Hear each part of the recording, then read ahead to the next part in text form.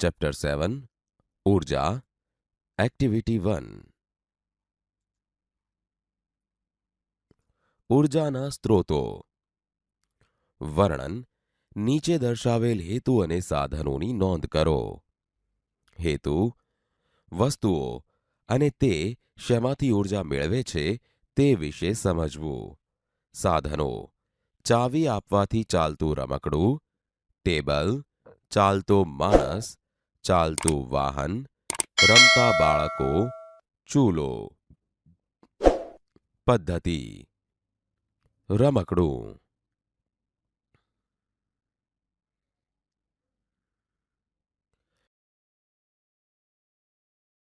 આપણે અવલોકન કર્યું કે જ્યારે રમકડાને ચાવી આપ્યા વગર ટેબલ પર મૂકતા તે ત્યાં જ સ્થિર રહે છે, પરંતુ જ્યારે રમકડાને ચાવી આપીને ટેબલ ઉપર મૂકતા ચાવી તેની મૂળ સ્થિતિમાં ન આવી જાય ત્યાં સુધી તે ચાલે છે.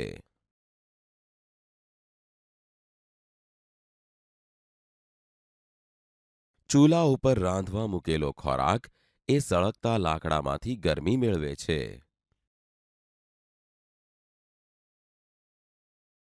બાળકો રમી રહ્યા છે, તે ખોરાક લે છે, તેમાંથી તે ઊર્જા મેળવે છે.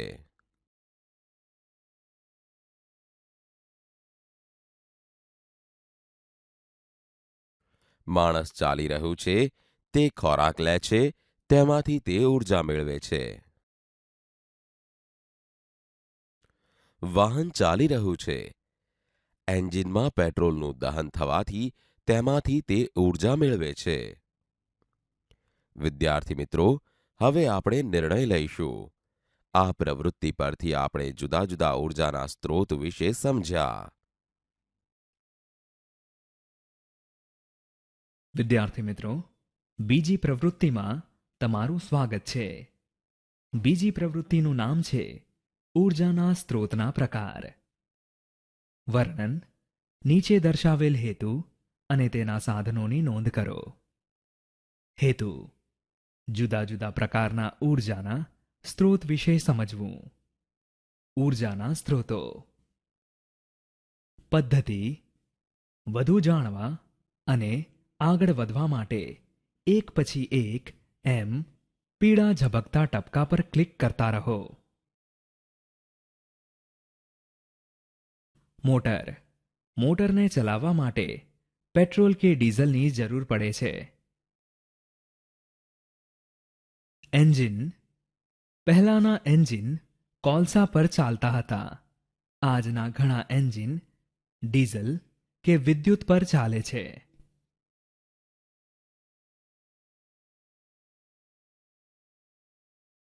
મોટરસાયકલ. આજના મોટાભાગની મોટરસાયકલ પેટ્રોલ પર ચાલે છે.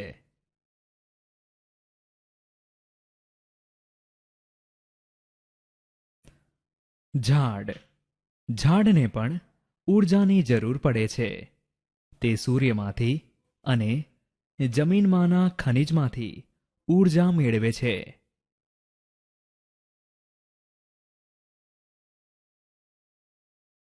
માણસ. માણસ ખોરાક લે છે, તેમાંથી તે ઊર્જા મેળવે છે.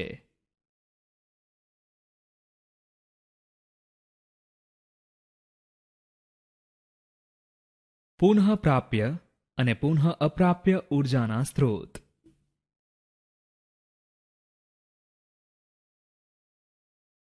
પુનઃપ્રાપ્ય સ્ત્રોત ફરીથી અને ફરીથી વાપરી શકાય છે. તેવા સ્ત્રોતને પુનઃપ્રાપ્ય સ્ત્રોત કહેવાય છે, જેમ કે પવન. પુનઃ અપ્રાપ્ય સ્ત્રોત એકવાર વાપરી શકાય છે તેવા સ્ત્રોત પુનઃ અપ્રાપ્ય સ્ત્રોત કહેવાય છે, જેમ કે પેટ્રોલ.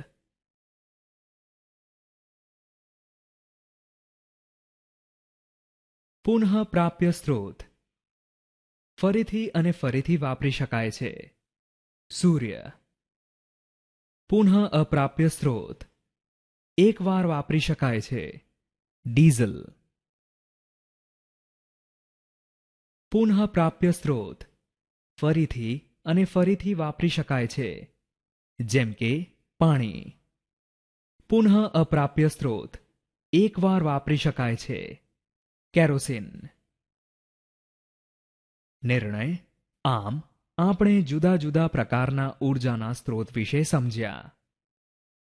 હવે આગળ બીજી પ્રવૃત્તિમાં મળીએ. આવજો.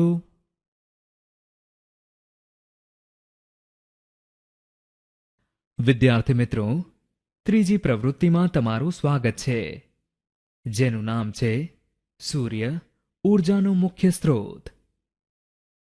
વર્ણન. નીચે દર્શાવેલ હેતુ અને સાધનોની નોંધ કરો.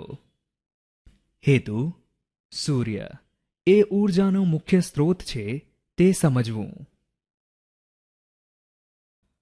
પદ્ધતિ: વધુ જાણવા અને આગળ વધવા માટે એક પછી એક એમ પીળા ઝબકતા ટપકા પર ક્લિક કરતા રહો. સૂર્ય ઊર્જાનો મુખ્ય સ્ત્રોત.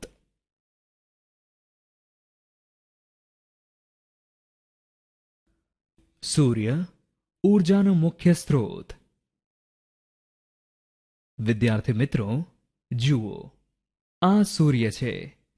સૂર્ય એ ઊર્જાનો મુખ્ય સ્ત્રોત છે.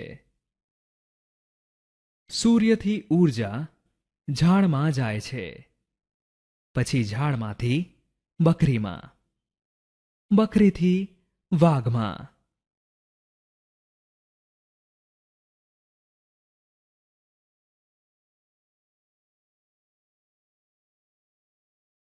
બીજું ઉદાહરણ જોઈએ. સૂર્ય, એમાંથી ફૂંકાતો પવન. પવનથી પવનચક્કી ફરે છે, પછી એમાંથી અમને વિદ્યુત મળે છે અને આપણને પંખાના હવાનો આનંદ મળે છે. તો આ થયું ને?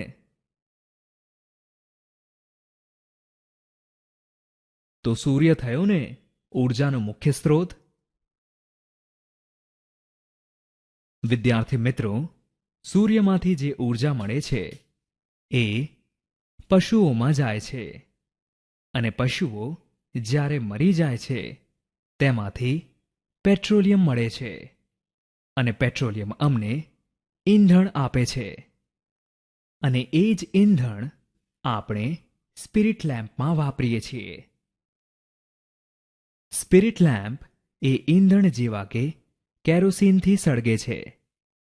આ પેટ્રોલિયમમાંથી મળે છે, જે જમીનમાંના અવશેષોમાંથી મળે છે.